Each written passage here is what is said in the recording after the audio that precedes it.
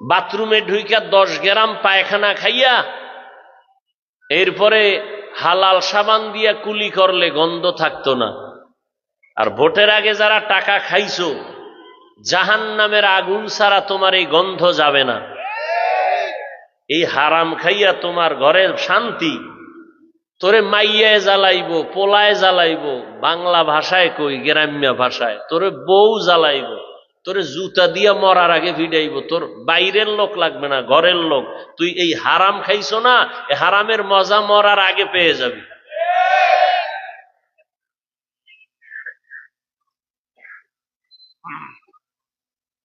জনগণ হারামখোর হলে ওদের নেতারাও হারামখোর হয়, লিখে রাখো স্বর্ণাক্ষরে। চেয়ারম্যান হারাম খায় না, জনগণ খাইয়া চেয়ারম্যানকে শিখায়। এই জন্য জনগণ সুদখোর হলে নেতারাও সুদখোর হয়, জনগণ নামাজি হলে নেতারাও নামাজি হয়। আমালুকুম উম্মালুকুম, সব ভেজাল সমাধানের একটাই পথ, আল্লাহর আদালতে হিসাব দেওয়ার ভয় যার অন্তরে আসবে সে গুনাহ করবে না।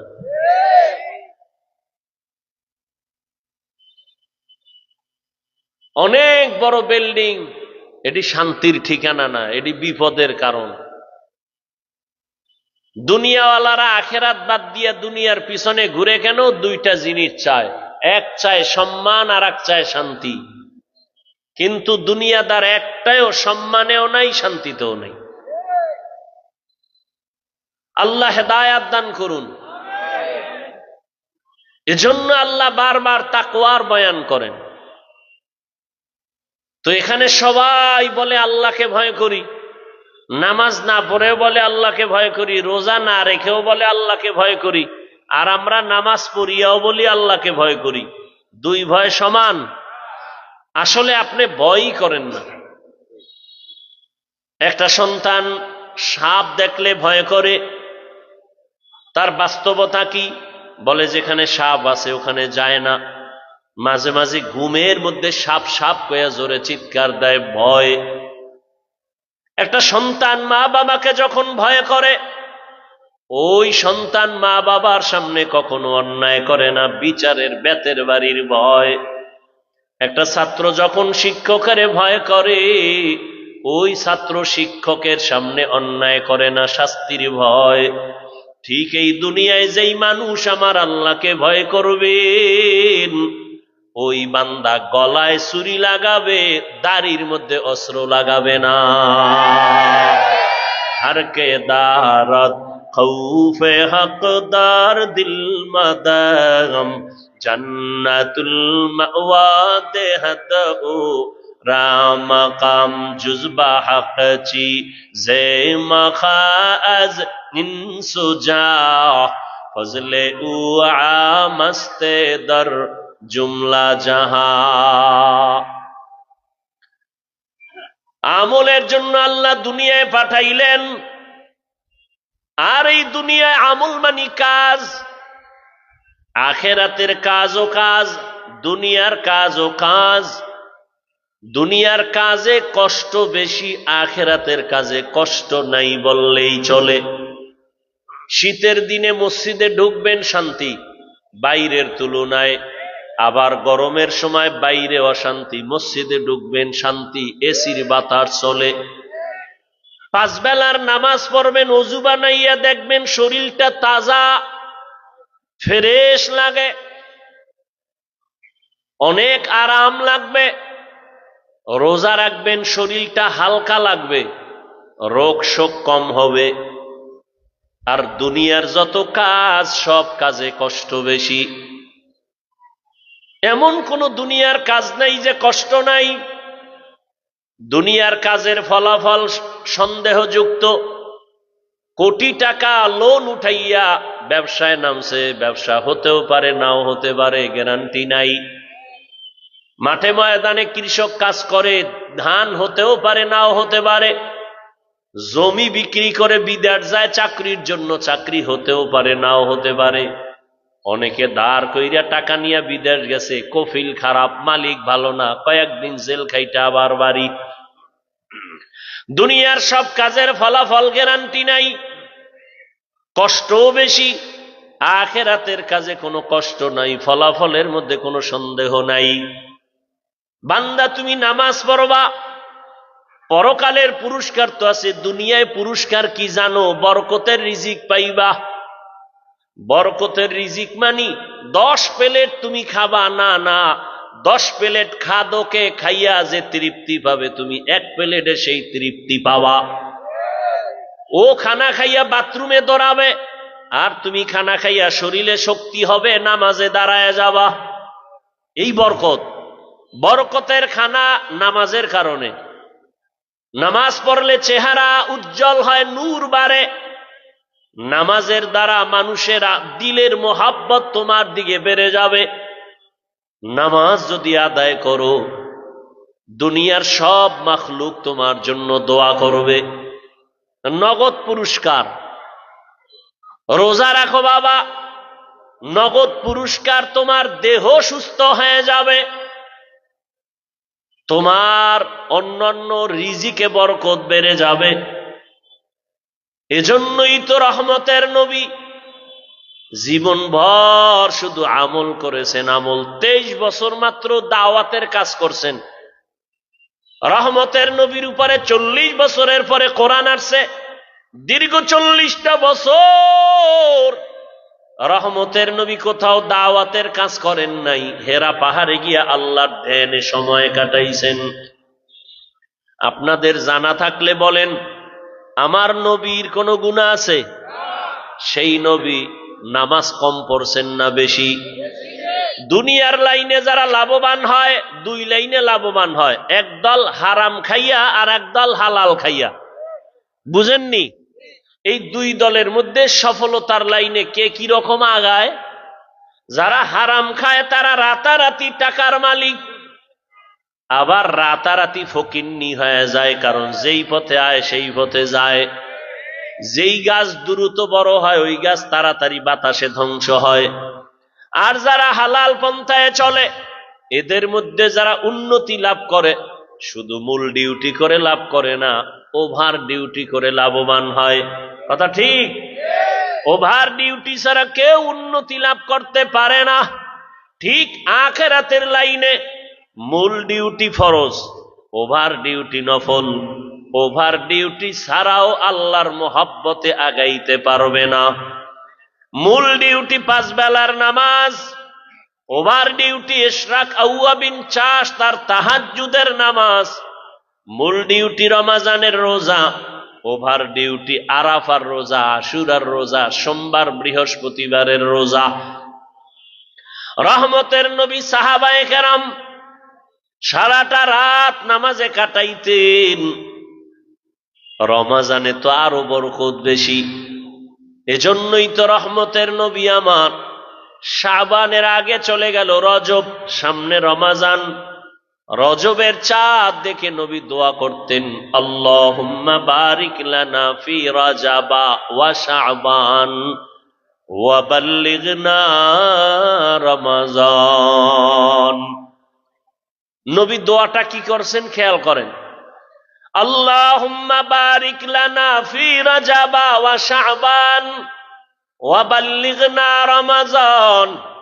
ও দয়ার মালিক, রজবে আমাদের বরকত দান করেন, শাবানে বরকত দান করেন, রমজানে বরকত দান করেন। বলেন নাই, বলছেন আমারে রমজান পর্যন্ত পৌঁছাইয়া দেন। কেন? বলে রমজানে এত বেশি বরকত যে আমি কাজ করিয়া নিব, হাওয়ার উপরে নিব না। কারণ রমজান এমন বরকতের মাস, যেই রমজানে শয়তানের পায়ে শিকল লাগানো, জাহান্নামের দরজা বন্ধ, জান্নাতের দরজা খোলা। রোজাদার রোজা অবস্থায় ঘুমায়া থাকবে, কিন্তু আমল নামায় সওয়াব লেখা বন্ধ হবে না। রমজানে একটা নফল আমল করলে ফরজের সমান সওয়াব, একটা ফরজ আমল করলে 70টা ফরজের সওয়াব। নবী বলেন, এজন্য হে আল্লাহ, রমজান পর্যন্ত আমাকে পৌঁছাইয়া দেন। রমজানে যেন মরণ হয়, এর আগে যেন না হয়। কিন্তু কিছু কিছু কপাল পোড়ারা এই কপালে রমাজান পাইয়াও আমল করে না। আবার কারা কারা জানি বয়ান করে বেশি আমল লাগে না। আবার একদল কয় মোটামুটি ফরজগুলো করলে হবে, নফল লাগবে না। অথচ রহমতের নবী বলেন কিয়ামতের ময়দানে ফরজ আমলের ঘাটতিগুলো পূরণ করার জন্য আল্লাহ নফল দিয়া পূরণ করবেন। এখন একটা নফল আমল করেন, রমাজানে করবেন, এখন যে দাম তার থেকে রমাজানে করলে ফরজের সমান দাম। তাহলে আল্লাহকে আপন করার জন্য দুইটা আমল সব থেকে দামি। কয়টা? একটা হলো কোরআনের তেলাওয়াত, আর একটা হলো নামাজ। আর রমাজানে নফলের মূল্য কম না বেশি? অনেক বেশি। এখন ফরজ আমল করেন যা পান, রমাজানে শুধু নফল করে তা পাবেন। তাহলে রমাজানে আমল কম হওয়া উচিত না বেশি? তো তারাবি কম পড়েন কেন? কি আল্লাহর সাথে দুশ্মনী? তাই কি আমাদের সাথে দুশ্মনী? তো কার সাথে জিদ কইরা তারাবি কমায় দিছেন বলেন তো? আপনি জানেন না নফলের দাম বেশি রমাজানে? আপনার কে বলছে আপনি কম করবেন? আগামী রমাজান পাবেন গ্যারান্টি আছে? তো কপালটা এত খারাপ কেন? এই কপাল পোড়া কপাল নিয়ে জন্ম নিলেন কেন দুনিয়ায়?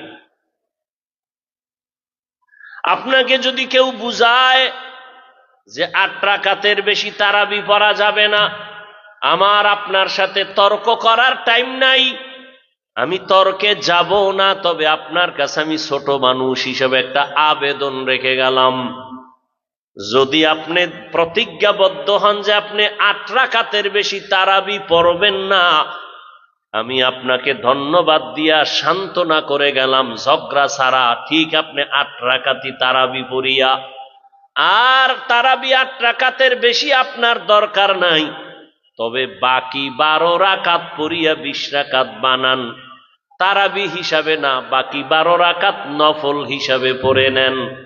কারণ এই সুযোগ আর আগামী রমাজানে পাবেন কিনা গ্যারান্টি নাই। আর ওই 8 রাকাত পড়িয়া যদি আমি ভাব লইয়া বের হইয়া যান, তো 8 রাকাতও বরবাদ। 8 রাকাতওয়ালার অন্তরে যদি ভাব আসে আমি তো 8 রাকাতও বরবাদ। আর যদি কন্যায় ভাব নাই, তাহলে 8 রাকাত তারাবি হিসাবে পইরা বাকি 12 রাকাত নফল হিসাবে পড়েন। রমাজানে 1 নফল 1 ফরজের সমান। শয়তানে আঘাত করবে, এই তোরে তো সবাই ধইরা কইবে এই পরাজয় বরণ করছো 20 রাকাতওয়ালাদের সামনে। শয়তান তো বইয়া নাই। শয়তানের সাথে যুদ্ধ করার মাস রমাজান। আল্লাহর জন্য ইবাদত করবেন, মানুষে কি বলল না বলল এই চিন্তা করলে তো ইবাদত হবে না, আর সে ইবাদত কাজেও লাগবে না। অতএব এই রমাজানে রহমতের নবী এত আমল করলেন, প্রস্তুতি নিয়ে নেন, সময় কম, একটা রোজাও যেন ছুটে না যায়, 1 ওয়াক্ত নামাজ যেন জামাত ছাড়া না হয়, কমপক্ষে 1 খতম কোরআনের তেলাওয়াত, কমপক্ষে 1 খতম তেলাওয়াত। রোজা যেন ভাঙ্গা না যায়। রডের ফ্যাক্টরিতে গিয়ে দেখো, সিমেন্টের ফ্যাক্টরিতে গিয়ে দেখো, কত যুবক কষ্ট করিয়া কাজ করিয়া একটা রোজাও ভাঙ্গে না। তুমি এই সুযোগ হারাইয়া রোজা ভাঙ্গিও না। ভাঙ্গার অনুমতি তোমারে কে দিল? দ্বিতীয়, তুমি কি জানো নাই নবী বলছেন একটা রোজা যদি ওজোরেও ছাইরা দাও আর এই একটা রোজার কাজা মরণ পর্যন্ত করো, ওই 1 রোজার বরকত আর পাইবা না।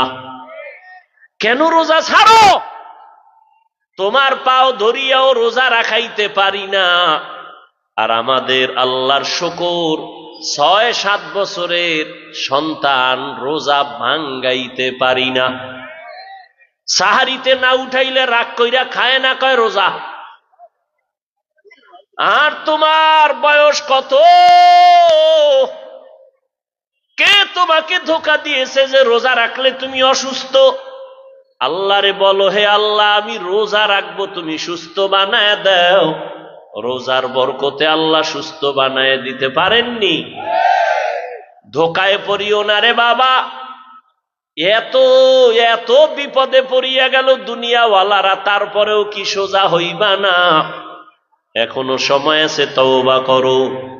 আমি কিন্তু একবারও বলি নাই সবাই মাদ্রাসায় পড়ো, তাবলিগে চিল্লা লাগাও, পীরের কাছে যাও।